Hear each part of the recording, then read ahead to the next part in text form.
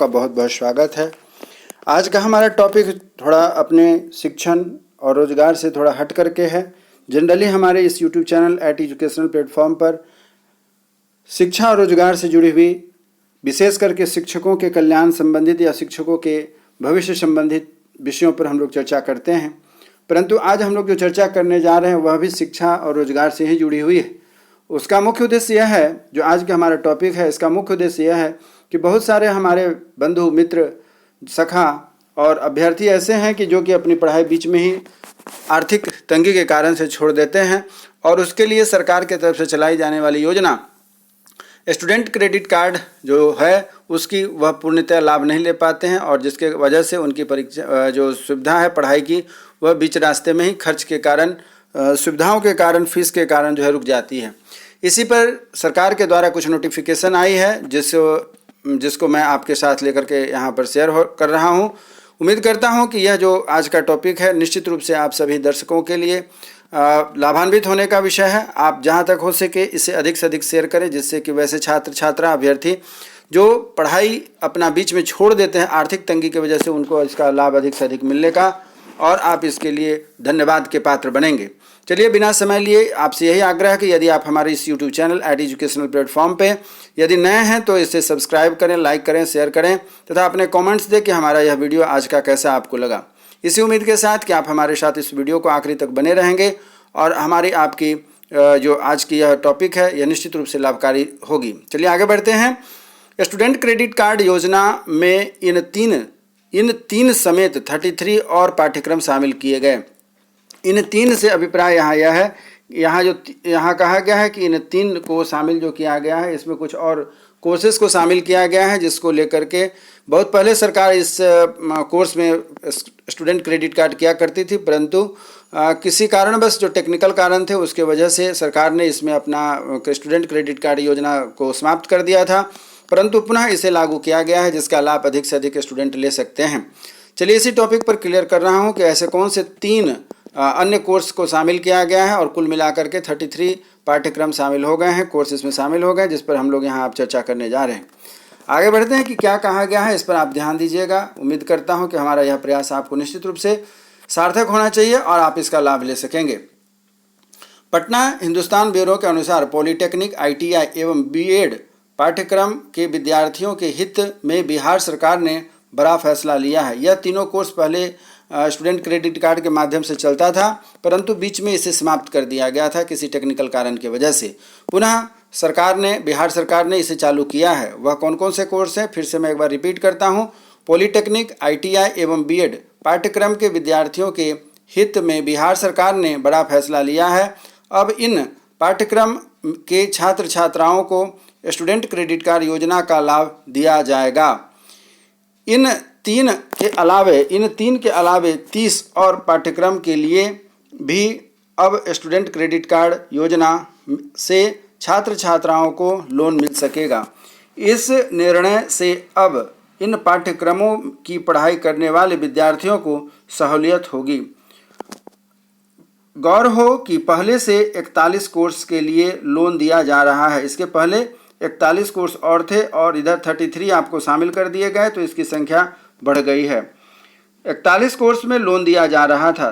ताज़ा फैसले के बाद अब यह संख्या 74 पहुंच गई है।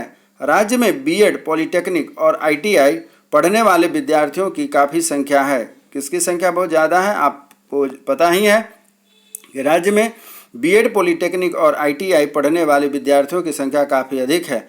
लंबे समय से इसके लिए भी स्टूडेंट क्रेडिट कार्ड योजना का लाभ देने की मांग चल रही थी। शिक्षा विभाग के अंतर्गत गठित अंतर विभागीय समिति की अनुशंसा के बाद उक्त फैसला लिया गया है। जल्द ही इस संबंध में विस्तृत दिशा निर्देश शिक्षा विभाग को जारी कर दी जाएगी। विभाग ने यह भी साफ किया है कि उक्त 3 कोर्स के साथ साथ विज्ञान एवं प्रौद्योगिकी के स्नातक और स्नातकोत्तर स्तरीय पाठ्यक्रम के 30 नए उप पाठ्यक्रमों को भी स्टूडेंट क्रेडिट कार्ड योजना से लोन देने का निर्णय लिया गया है। मालूम हो कि उक्त योजना के तहत राज्य सरकार अपने कोष से विद्यार्थियों को उच्च शिक्षा के लिए बहुत ही कम ब्याज पर लोन देती है। यहाँ ध्यान दीजिएगा कि बहुत सारे स्टूडेंट्स ऐसे होते हैं, वह समझते हैं कि स्टूडेंट क्रेडिट कार्ड का मतलब होता है कि सरकार को अब पैसे नहीं लौटाने हैं, और कई अभ्यर्थी इसके बारे में हम लोगों से फ़ोन से भी पूछते हैं या लिखित भी पूछते हैं कमेंट्स के माध्यम से कि सर यह बताया जाए कि स्टूडेंट क्रेडिट के माध्यम से यह जो पैसा मिलता है क्या इसे सरकार को लौटाना पड़ता है या फिर इसके लिए कोई और प्रावधान है। तो उन अभ्यर्थियों को इस बात की जानकारी होनी चाहिए। यहाँ स्पष्ट किया है सरकार ने, मालूम हो कि उक्त योजना के तहत राज्य सरकार अपने कोष से विद्यार्थियों को उच्च शिक्षा के लिए बहुत ही कम ब्याज दर पर, अर्थात यह हुआ कि उनको ब्याज देना पड़ता है। हाँ, ब्याज का जो दर है वह बहुत कम होता है। क्या है उस पर भी हम लोग ध्यान देते हैं। लड़कों को 4% और लड़कियों को 1% ब्याज पर लोन दिए जाते हैं। यहाँ जो सबसे महत्वपूर्ण बात आप लोगों को देखने के लिए है कि सरकार से जनरली बच्चे पूछते हैं कि क्या इस पैसे को लोन के जो तौर पर लिया जा रहा है क्या इसको रिटर्न भी करना है। तो इस बात को आपको जानकारी दे दिया जा रहा है कि लड़कों को 4% ब्याज के बाद ब्याज के साथ तथा लड़कियों को 1% ब्याज के साथ में इन पैसों को जो सरकार स्टूडेंट क्रेडिट कार्ड के तौर पर देती है उसे रिटर्न करना होता है। इसलिए आप जो लोन लेंगे इसे लौटाना भी पड़ेगा। इसके लिए विद्यार्थियों को बैंक के चक्कर नहीं लगाना पड़ता है। 30,000 बीएड उत्तीर्ण होते हैं हर साल। 30,000 बीएड उत्तीर्ण होते हैं, अर्थात एक साल में लगभग 30,000 स्टूडेंट जो हैं कि पास करते हैं। तो हर साल मालूम हो कि राज्य के संस्थानों में करीब 30,000 छात्र छात्रा हर साल बीएड उत्तीर्ण होते हैं। 2 वर्षीय इस कोर्स का शुल्क 1.5 लाख है। राशि के अभाव में कई विद्यार्थी बीएड नहीं कर पाते हैं और इस तरह आईटीआई में हर साल 1 लाख से अधिक विद्यार्थियों का नामांकन होता है। वहीं राज्य में सरकारी पॉलिटेक्निक की क्षमता 16,000 से अधिक है और इस तरह राज्य सरकार के नए फैसले से हजारों छात्रों को इसका लाभ मिलेगा। चलिए और थोड़ा सा आगे बढ़ते हैं कि क्या सूचना है वह भी ध्यान में दे दिया जाए कि क्या कहा गया है। आइए थोड़ा सा इस पर चर्चा करते हैं। शिक्षा विभाग के अंतर्विभागीय समिति की अनुशंसा के बाद यह निर्णय होगा। राशि के अभाव में इन पाठ्यक्रम के विद्यार्थियों में वंचित नहीं होना पड़ेगा, अर्थात पढ़ाई नहीं छोड़नी पड़ेगी। इस पाठ्यक्रम के लिए मिलेगा लोन। ऐसे कौन कौन से पाठ्यक्रम हैं यहाँ पर आप ध्यान दीजिएगा कि कौन कौन से पाठ्यक्रम है जिस पर आपको लोन मिलने वाले हैं, इस पर यहाँ चर्चा हो रही है। एमटेक के थर्मिड engineering, machine designer, micro electronics and VLSI technology, power system, dual specialization engineering, all branches. BTech के CSE cyber security, CSE data science, CSE network, electronics engineering, CSE IoT, 3D animation and graphics.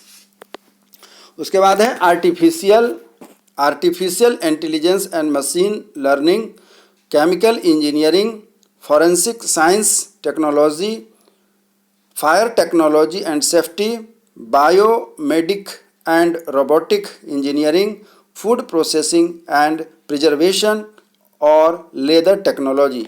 इन सभी पाठ्यक्रमों के लिए student credit card की योजना सरकार के तरफ से आई है।